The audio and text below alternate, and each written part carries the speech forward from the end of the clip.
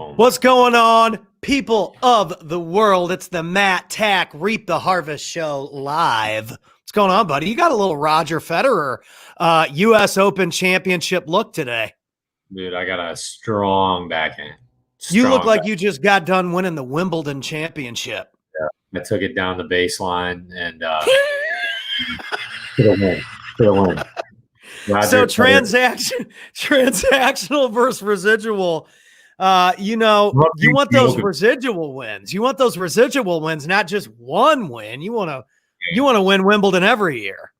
Win it every year, man. And that's the name of the game with where you went with you were doing single family and wholesaling for a while, and you turned that page. Reverse. We did. I guess you could say we did. We talked in previous podcasts about the house hacking approach, right? Building up a rental portfolio. Right. So that's what I really did to get off the ground, right? Then I understood, hey, there's this thing called commercial multifamily. How do you get in bigger deals, right? Right. So that I got in a few syndications, and then I actually backtracked a little bit where I'm like, hey, how do you maintain some sort of like transactional approach as well as residual? So allow those to run parallel within your like marketing. So what we did is we have a transactional side, which does week to week transactions, right? I assist in that capacity. And then I have my team that works on some stuff that we push out, that we sell, more transactional, right?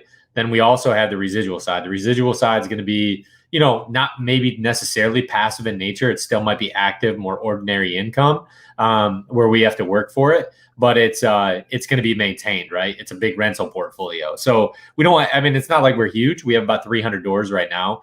We're trying to grow in that capacity, lock down a really few strong deals. We're trying to accelerate this year where we can take down 500. So our goal was 500 this year.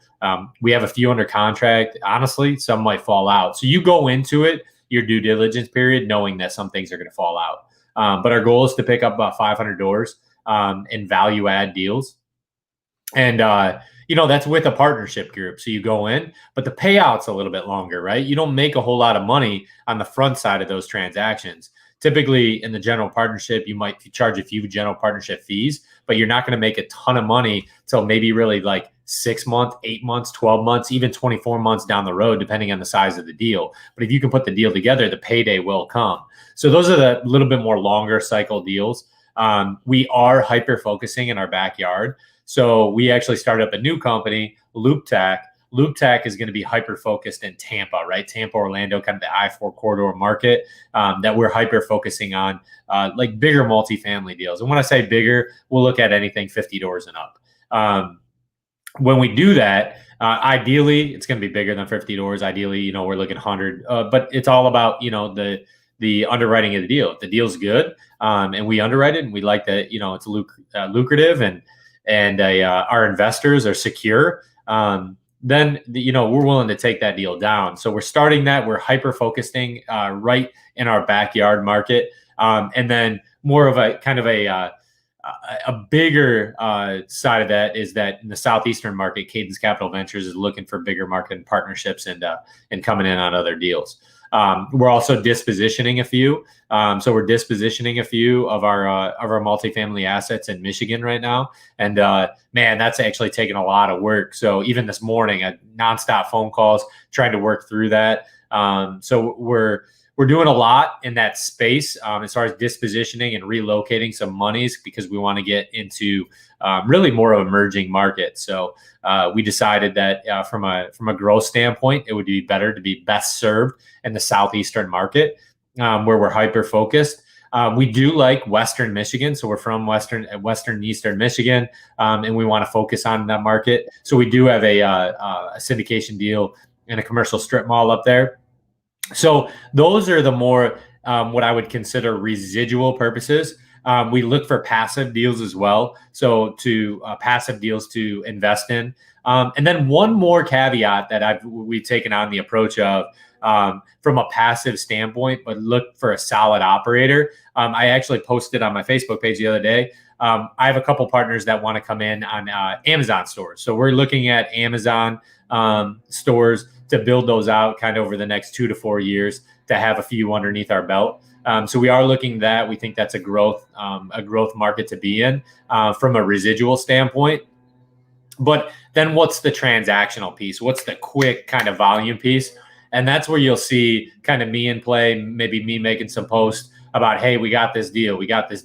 And those, those range. They could be anywhere from like 5 to 50K, depending on the transaction. So what we do is we just kind of look for identify opportunities for transactional purposes to maintain activity, right? You always want to maintain activity. You need a transactional leg as well as a residual leg. And then, sometimes the transactional leg can drop off, right? There's people out there that are big enough at this point, have enough doors where it's all residual. Right now we're maintaining the activity on both fronts, but you have that transactional leg. So to explain that in really kind of like further detail, and then if you guys hop in Reap the Harvest community group, we'll deep dive this into like much more of a granular level, specifically kind of the mind, body, spirit aspect, but specifically real estate, kind of the mindset, the day to day, and then digging into like on a deal by deal basis, how to underwrite things. And how to take on deals where you're not paying retail, you're paying wholesale or below wholesale prices. So that's what you always want to do. You want to make sure the spread's built in there, and maybe limit some of the risk that you have. But the one thing that from I guess the transactional leg, that's the wholesaling piece. So the wholesaling piece is really right now we have 2 closings coming up on Monday. We have one that we're like strictly wholesaling, and then there's also another leg called wholetailing, right? And that wholetailing leg is when we're actually, as a company, I'm taking that deal down. It just needs cosmetic paint, and then we're immediately putting that on a retail market, right? And what it is, a wholesale, you don't want to go all wholesale, so you're going to run your comps, and then you're going to price it directly below your highest comp. So usually it's like 10% below your highest comp. That ensures that the property moves, right? You always want to make sure when you're wholetailing that you never want to hold your money up too long. We typically like anywhere 30 to 45 day cycles. So we're not holding it longer than really 45 days because we're guaranteeing somebody that we might be holding that debt, like they might be holding first position. This one as a company, we're actually taking down this one. But let's say we had one come up the other day. Unfortunately, we got outbid on it, but we had one come up the other day where it was like a $225,000 deal that I'm probably going to leverage that. And we can talk about leverage too. And we'll get that into like how you leverage, where you utilize PM, private money, OPM, other people's money. These are all terms you got to become familiar if you want to grow in the space. But the PM, OPM, and then you have hard money too, hard money lenders. Now, those are like those deals I probably would bring. I just picked up a PM today, which is awesome. I actually just picked up another private money lender where we're going to partner on deals. And I probably have a line on that, probably up to about $500,000 to $1 million. So that one is just in the MSA corridor. So I'm just in the MSA. So if anyone's listening in on this wants to do a deal together, let me know.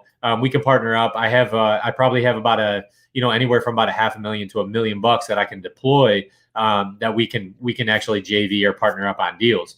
But what it comes down to is that I raise capital all the time. So I look for not only the transactional, but the residual side. So the residual effect of like a multifamily or a strip mall or self-storage or whatever it might be. The bigger deals, I'm raising capital for that, right? And there's a palette to that type of investor. There's also a palette to an investor that only does want to do 30, 90, 6-month holds, but they want monthly returns or they want quarterly returns where it's kicked back to them. We always like paying out at obviously at the end after the transaction, but we also have other PM investors that like being paid out monthly, right? And that's typically we'll do some monthly mortgage payments that we'll push out. So it's whatever the palette of where our private money source is coming from. We'll take down the deal. There's obviously going to be spread in between. We put cosmetic repair, and we want to ensure that there's probably like a 20 to a 50 grand spread right there, right? And then nice. at minimum, you're walking away with like 10 grand. but your money's held up, right? And there's things that are built into that. So that's more of it, still a transactional leg. We call anything transactional. It's typically going to be like, anywhere from like a month, 30 days to the 6-month holds where you're getting it. I personally like 30 days. I measure everything on 30 days, right? So we have our forecast built out, and what does that 30-day look like for us? And then month over month, that's stacked. So we want to make sure our forecasts are stacked. So that's and then we realize, right? So we have a forecast that we're setting things against, and what are actuals driving through at. I'm a big on that. I'm consulting background. So what is your forecast? What are your actuals driving through at? And how are you just maintaining action, maintaining movement month over month? And are you hitting or at least getting near, right? It's always the 80% rule too. So you want to play within. No one's ever perfect, right? And your forecasts typically aren't perfect. But usually when you're starting out, this is the most difficult piece. When you're starting out in your forecast, you're always like overestimating. But when you can get within 80% of your forecast, you're doing great. Trust me, you're doing great. So when you get in 60 to 80% of your forecast in year one, you're doing awesome. Now, year 2, year 3, year 4, you can go back on, past performance, right? Then you can build that in. But just set something, set realistic goals. They got to be smart goals, specific, measurable, realistic, and timely. When you do that though, you gotta maintain the focus. So on the transactional leg, build out your forecast. Like for us, and then on the residual side, now going over to the residual, you have your transactional. Typically keep transactional month over month within 30 days. There's going to be a ramp up period time. Like if you're new to wholesaling, you're new to any type of really any business, right? There's a ramp up period. I always call it 120 days or the quarter. You always have to say, hey, I have to commit to a quarter, right? I'm not going to see any production. Like if you see production month 1, you're awesome, right? But like typically people are going to have a ramp up period where, hey, I'm not going to make any money for a full quarter, because there's obviously build out, and you got to make sure that there's you're making those steps to actually get to be profitable. So I always say map out a quarter, right? Quarter, 90 days, you can do a lot. You can do a lot of damage in 90 days. So map that out, start stacking that month over month, and then you should start hitting, right? So usually marketing, relationships, anything, the 90 days is when you see those seeds are planted, right? The seeds are planted in the first 30 days, and then boom, keep watering them. They start sprouting about 90 days later. And then you reap that harvest, baby. And then you reap that harvest. And then it obviously compounds, right? So you always, you have an end target, estimate at completion. We call that EAC. That's forecasting. And then you have your deliverables, right? Your deliverables month over month. Those are going to be your quarterly rocks. And then you're going to have, month over month, your forecast versus your actuals. And then you just measure those based on the deal flow you're coming through. Like if you're trying to make, 10 grand a month, what does 10 grand a month look like? You probably have to do one deal really, but 1 or 2 deals, to really get to that, and then you compound. Now, in a different business, a media business or whatever, that's the residual leg, right? So the residual leg, media, Amazon, commercial multifamily where you have rentals. As you build up, right, and those become stabilized, and you build those out, then you have reoccurring kind of month over month transactions that aren't necessarily transactional. That becomes a residual, right? That client keeps coming back. So that's what I truly love. That's what my passion and my focus is, really kind of like long-term. Where are we looking at as far as in a residual business? And that residual type business, for us is commercial multifamily. So we're looking at value add commercial multifamily. We're also looking at, commercial, specifically retail. So we're looking at retail spaces right now. We still like retail, but we're staying motivated, and it's got to be wholesale or below wholesale. So we only look at deals that we're getting, but at wholesale or below wholesale. But that's pretty much what I got for today. Transactional versus residual, right? The difference between the two. I know it's probably easy, but it's a little bit hard to explain, in nature. What is transactional? You know what I mean? Wholesaling is transactional, purely transactional. You got to find a new house. You got to find a new product every single time, right? That's a transactional business. you're not going to typically have the same seller come back to you within maybe like a month or a 90-day period. Residual piece is going to be long-term, month over month, right? Rent is paid. That customer keeps coming back to you every 30 days, right? Deposit. So that's a residual, meaning that they're going to stay with you a little bit more long-term. Hopefully, a resident staying at our apartment complex is going to stay there 12 months and be awesome. And unfortunately, we haven't had too many awesome. So we're working through some things right now on the home front. But so when you get somebody locked in place, right, they're making deposits month over month. That's what we call residual, the residual perspective of income. And then from a raising capital standpoint, you always want to keep in mind, this is a whole nother topic, but the passive, right, the passive investor. So when you raise capital, that's where you're kicking back. So when you have hard money or you have a private money, right, my private money guys, I'm giving them a check every month, a mortgage check. That's residual. And then I keep coming back to them, right? When I got a deal, hey, I got a deal. I want to partner up with you. And that's passive income because I'm giving them back. Still in the residual nature, but they're not doing anything for it, right? Residual, I am actually doing something. That's still active income for me because I have to work for it. Like I work, I manage, I'm an asset manager. I work for that. So that's residual, ordinary income that falls into place. But yeah, man, a lot that goes into this beast. I've obviously spent a lot of time in this space to differentiate really the two. We can go into a lot more granularity and Reap the Harvest group, and we'll dig deep. Some of these questions will really dig deep, give you a good knowledge source and a knowledge base on what, commercial versus residential, what that looks like. I know both spaces pretty well. And then, transactional versus residual, or transactional versus residual versus passive. Those are all layers that are good to know. And the more knowledge base you have on those, the easier it is to raise capital, the easier it is to underwrite deals, the easier it is to provide comps. I mean, I was having a conversation with a guy today and he's like, how are you coming up with this? And I'm like, oh, this is the reason. You know what I mean? You just give them the layout of everything and it helps you with marketing. It helps you across the board. So those different, when you have different legs and you really kind of know the space and know and understand those things, it helps you out. So I hope this helps everyone. I hope this was a lot of good stuff, man. I'm just soaking it up. I think it's awesome. And we should have the group up, probably by next week. And okay. I'm excited about that because you guys got an opportunity to really kind of bounce stuff around and networking. I mean, who's in your network?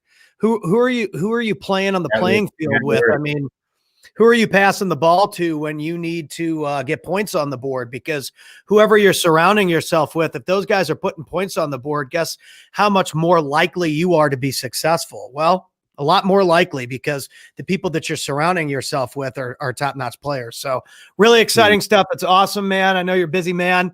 Matt just won Wimbledon earlier before he came on the podcast as well, as you can see. So anyway, hit us up soon. See you guys next week. And looking forward to it. Hey guys, please subscribe. And then if you haven't subscribed, you drop any comments. We just try to provide as much content as we can and push it out to the world. We think we're going to make it a better place. And that's what we're here to do. So please leave comments, share show some love. We appreciate you. Thanks for listening in. You got any questions, fire us a message or drop it in the comments and I'll make sure Matt gets it as well. So absolutely. Rock on.